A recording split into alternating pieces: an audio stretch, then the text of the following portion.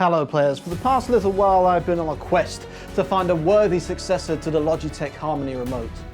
Can what I'm holding truly be the end of the Logitech remote saga? So Logitech a little while ago decided that they were going to be out of the universal control remote game, and currently all of their universal remote control services are still online. And I'm just as surprised as you are. But all of these online services aren't going to last forever. Without selling new remotes, Logitech is eventually going to shut them down, and all of our universal Logitech remote controls that rely on the cloud are going to be useless e-waste paperweights. So what's the plan? We need to find a new universal remote that can match what Logitech offered, and we need to find it before Logitech pulls the plug. What I'm holding is the Sofabaton U2, the potential hero of our story, and this was sent to me by Sofabaton for the purpose of this review.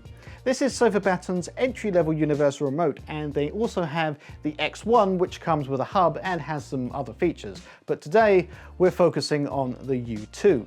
So the U2 doesn't have a hub, but it supports up to 15 devices, including Bluetooth devices, which we'll get into in a bit. The infrared and Bluetooth are built into the remote, so it's like your classical traditional remote where it needs line of sight to the device that you're using, or at least to be in Bluetooth range of the device you're using, if you're using Bluetooth.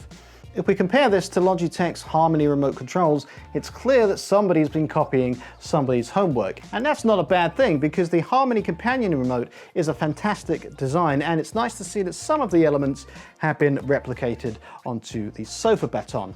The Sofabaton keeps navigation and volume at the top, and the lesser used number buttons and color buttons towards the bottom of the remote. What is visually different is this OLED screen at the top. Now, this is not an activities-based remote, but it does have macros, which we'll get into in a second, but this is a device remote.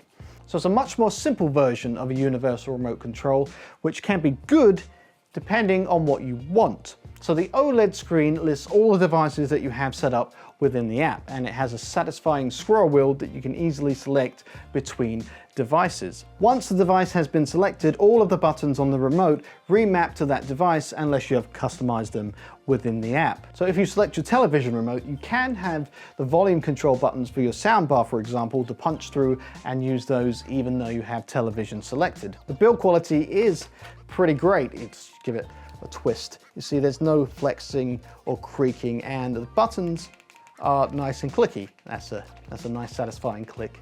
The app is user-friendly, and while some users have had reservations, my experience was pretty smooth. Setting up is easy. Okay, so we're inside, and in order to get going, we have to pair the remote via Bluetooth. The interface is incredibly clean and straightforward, so we'll get started. I'll just go up and add a device by clicking the add button up here. We'll choose either infrared or Bluetooth. We'll go infrared, and we'll start searching. We can put in the brand name and then the model number of our device, and hopefully it'll find it.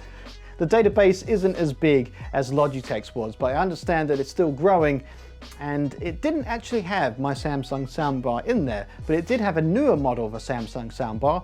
Samsung soundbar, that's a fun word to say, and which I did use, and that worked absolutely fine. Now, I understand that some people have issues or concerns around a cloud-based database, and I get it, you know, I'm one of them.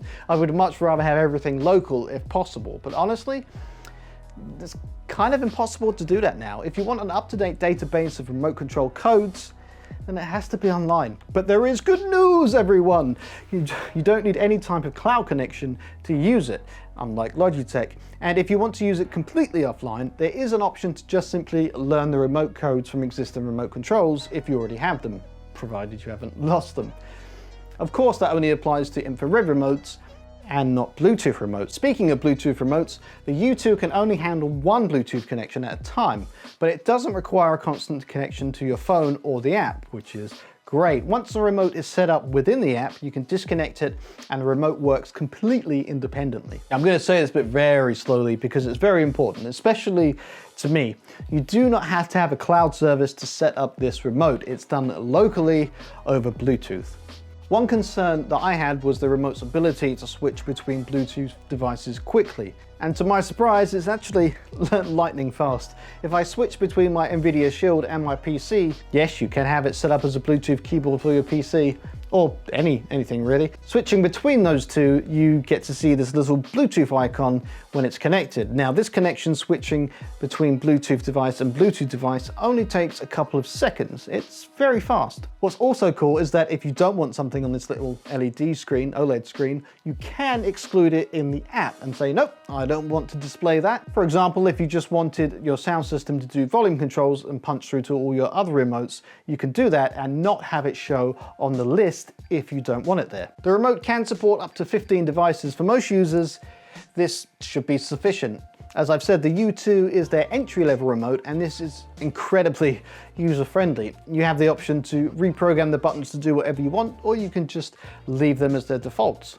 There's no complicated activities to worry about setting up, which, depending on your use case, can be either a plus or a minus. I know their more expensive X1 remote does have an activity-based system if that's more your thing. It also uses AA batteries, which is the absolute right move for a remote like this. So this is a really well-designed, simple remote that does everything it should and does it really well. If you just need a simple version of a universal remote control that clears the clutter of, say, 5 or 6 different remotes, this is probably the one. Having said that, there are a couple of improvements that I would like to see. The first one, which is already being worked on because I contacted their support and I said it'd be really cool if you could choose the actual commands that you want in a macro rather than just choosing face buttons, which seems like a weird limitation currently. And they also thought it was a good idea, so that feature is currently being worked on. Huzzah! Now all of you tech heads will probably agree with me on this one, although you might not, and that's fine too.